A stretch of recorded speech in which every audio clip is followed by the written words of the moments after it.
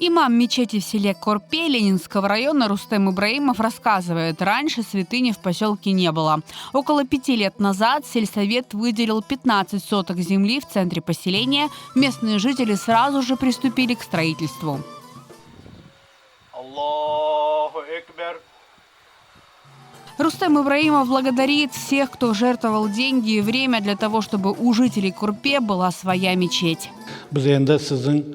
Vergen paralarınızın bir ne derim size bir atçot olsun mu ya da bir nesinden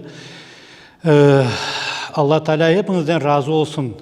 Bize köy halkı, Kırım halkı çok yardım etti bu camini kurmaya. В Корпе проживает по официальным данным около 2500 человек. Треть из них – крымские татары. Раньше мусульмане молились в классе сельской школы, который был не приспособлен для совершения пятничных и праздничных молитв.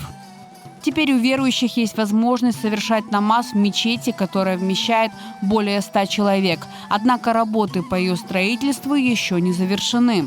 Abdesthanasını yapmaya gerek, благоустройство yapmak gerek, bütün daroşkaların nelerini hepsini geçirip yolumuzu yapmaya gerek. Kışın içinde, чтобы bunda çamurdan gezmeyip хоralarını yapmak gerek.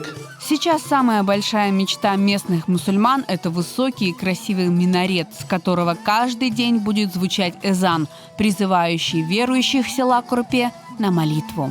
Öyle bir hadislerden var. Kim